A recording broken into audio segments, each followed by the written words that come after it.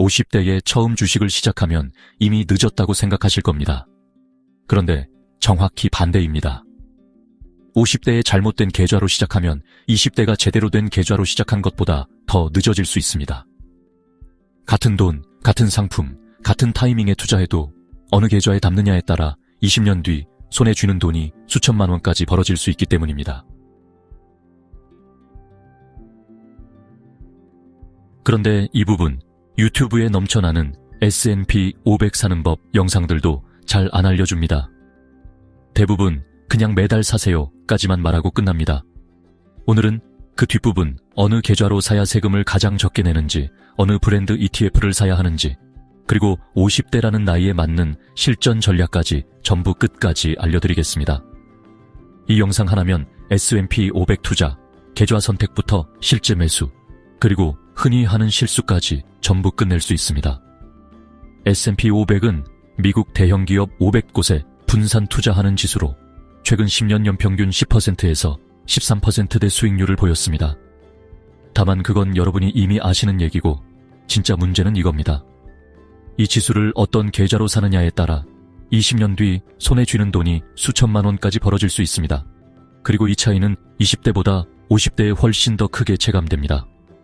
왜냐하면 투자 기간이 짧을수록 수익률 차이보다 세금으로 세는 돈의 비중이 상대적으로 훨씬 커지기 때문입니다. 20대는 30년, 40년을 굴리면서 복리로 세금 부담을 어느 정도 상쇄할 시간이 있지만 50대는 그런 시간이 없습니다. 그래서 계좌 선택이 20대보다 50대에게 더 절박한 문제입니다.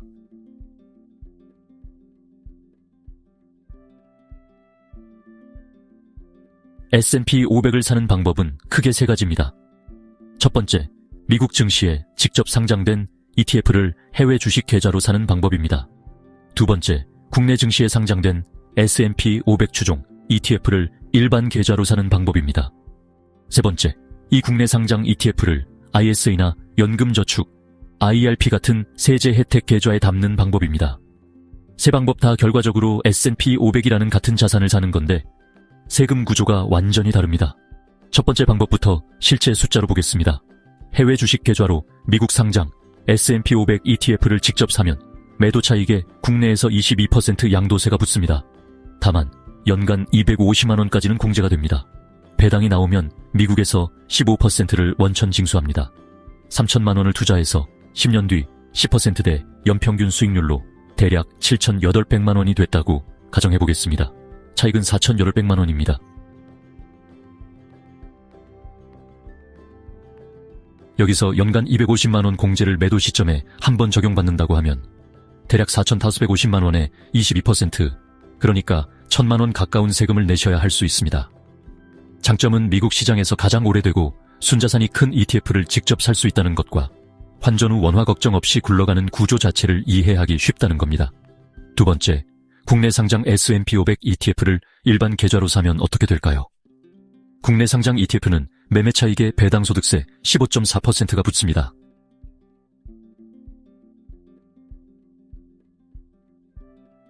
해외 직접 투자의 22%보다 낮아 보이실 텐데 여기 함정이 있습니다.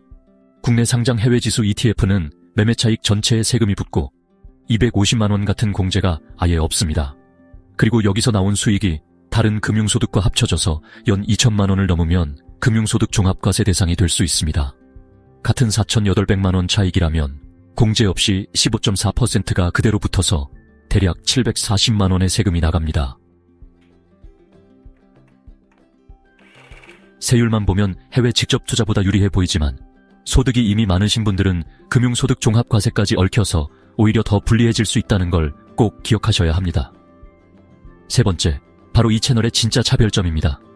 국내 상장 S&P 500 ETF를 ISA나 연금저축, IRP 계좌에 담으면 어떻게 될까요? 먼저 ISA입니다.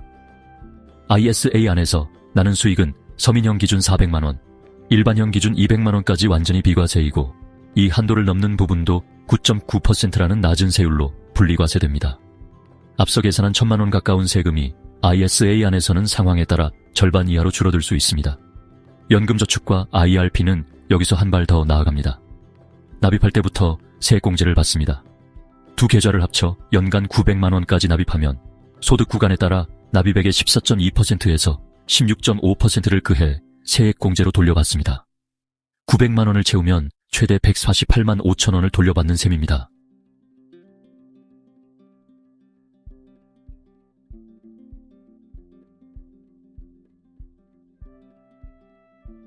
여기에 더해서 최근 세법 개편으로 새로 생긴 혜택도 있습니다.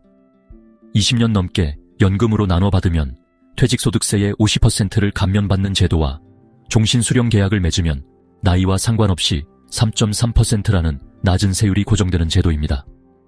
이건 지난 2025년 세제 개편안에서 이미 국회를 통과해서 2026년 1월 1일부터 실제로 시행되고 있는 확정된 제도입니다. 50대에 연금저축이나 IRP를 시작하시면 60대 초중반부터 수령을 시작해서 20년 넘게 나눠 받는 설계가 충분히 가능하고 이 경우 이 감면 혜택까지 그대로 받으실 수 있습니다.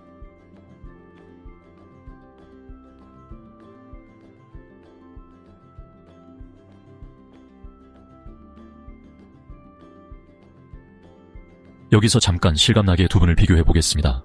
55세 김 부장님과 55세 박 부장님이 똑같이 3천만 원을 S&P 500에 투자했다고 가정하겠습니다.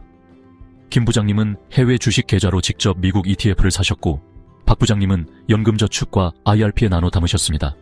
10년 뒤 두 분 다 자산이 7,800만 원으로 똑같이 불었다고 해도 김 부장님은 매도 시점에 1,000만 원 가까운 세금을 내셔야 하는 반면 박 부장님은 연금 형태로 나눠 받으면서 훨씬 낮은 세율을 적용받고 심지어 10년간 납입하면서 매년 세액공제까지 받아 챙기셨습니다.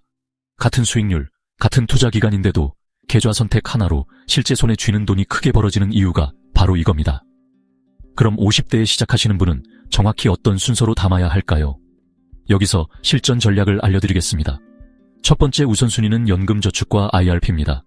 당장 세액공제라는 확실한 현금 혜택을 받을 수 있고 55세 이후부터 연금으로 수령할 수 있어서 50대에 시작하셔도 은퇴 시점과 맞아떨어집니다.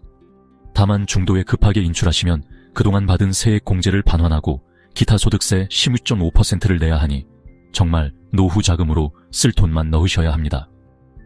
두 번째 우선순위는 ISI입니다. 연금저축과 IRP에 세액공제 한도를 다 채우고도 여유 자금이 있다면 ISA로 3년 이상 굴리면서 비과세 혜택을 받고 만기 후에는 ISA 자금을 연금 계좌로 옮기면 이전 금액의 10%, 최대 300만 원을 추가로 세액공제 받을 수 있는 제도까지 활용할 수 있습니다.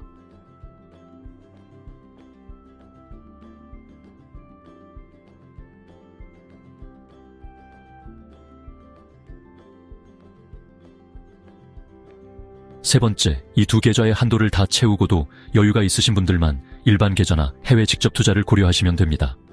그럼 실제로 어느 브랜드의 ETF를 사야 할까요? 국내에는 티에이걸, 코덱스, AC, 라이스, 소일 같은 여러 운용사가 각각 S&P 500 추종 ETF를 내놓고 있습니다. 이름만 다를 뿐 기초지수는 같지만 운용 보수와 거래량에서 차이가 있습니다. 최근 기준으로 보수는 AC와 라이스 계열이 상대적으로 낮고 거래량과 순자산 규모는 티아이걸과 코덱스가 큰 편입니다. 초보자시라면 거래량이 풍부한 상품이 사고 팔기 편하다는 장점이 있고 장기로 묻어두실 계획이시라면 보수가 조금이라도 낮은 상품이 유리할 수 있습니다. 다만 이미 다른 브랜드 ETF를 갖고 계신 분이라면 보수 차이가 크지 않은 이상 굳이 팔고 갈아타면서 거래 비용을 새로 낼 필요는 없습니다. 신규로 매수하실 물량부터 원하는 브랜드로 담으시는 게 합리적입니다. 이제 실제 매수 방법을 구체적으로 짚어드리겠습니다. 계좌를 정하셨다면 증권사 앱에서 ISA나 연금저축 계좌를 개설하시고 그 안에서 국내 상장 S&P 500 추종 ETF를 검색해서 매수하시면 됩니다. 한 번에 목돈을 넣기보다는 매달 일정 금액을 나눠서 사는 분할 매수 방식을 권해드립니다. 예를 들어 3천만 원의 여유 자금이 있으시다면 이걸 한 번에 넣는 대신 12개월에서 24개월에 걸쳐 매달 나눠서 매수하시는 방법이 있습니다. 50대는 20대보다 투자 기간이 짧아서 한 번에 급락이 회복될 시간이 부족할 수 있는데 분할 매수는 이 타이밍 리스크를 줄여주는 가장 기본적인 방법입니다. 여기서 50대가 특히 조심해야 할 실수 3가지도 짚고 넘어가겠습니다. 첫 번째, 은퇴가 가까워질수록 주식 비중을 100%로 유지하는 실수입니다. 60대 초반에 은퇴 자금이 필요한 시점에 하필 하락장이 겹치면 손실을 확정하고 팔아야 하는 최악의 상황이 생길 수 있습니다. 은퇴 시점이 5년 3년 앞으로 다가올수록 채권형 자산 비중을 서서히 늘려가는 방식을 권해드립니다.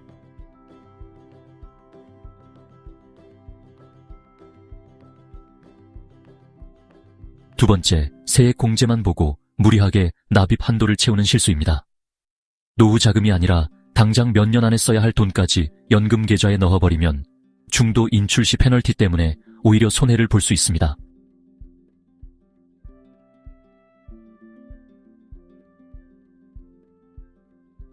세 번째, 여러 증권사에 계좌를 흩어놓고 관리를 안 하시는 실수입니다.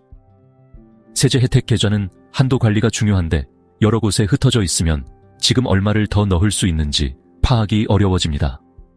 가능하면 계좌를 한두 곳으로 정리하고 관리하시는 걸 권해드립니다.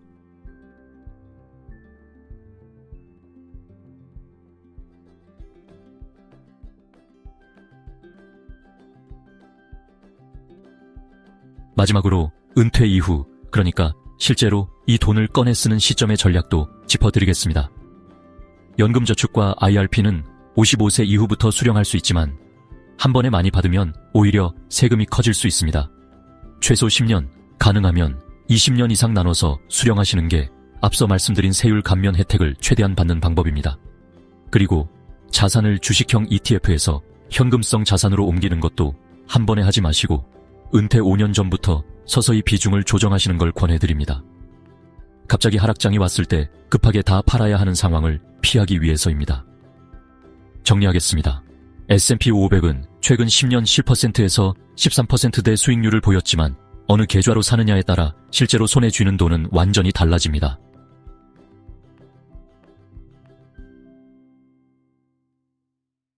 연금저축 IRP로 세액공제부터 챙기시고 그 다음 ISA로 비과세 혜택을 받으시고 여유가 있을 때만 일반 계좌나 해외 직접 투자를 고려하세요. ITF 브랜드는 거래량과 보수를 함께 보시고 목돈보다는 매달 분할 매수로 시작하시고 은퇴 시점이 가까워질수록 주식 비중을 서서히 낮추시는 것도 잊지 마세요. 여러분은 지금 어느 계좌로 시작하고 계신가요?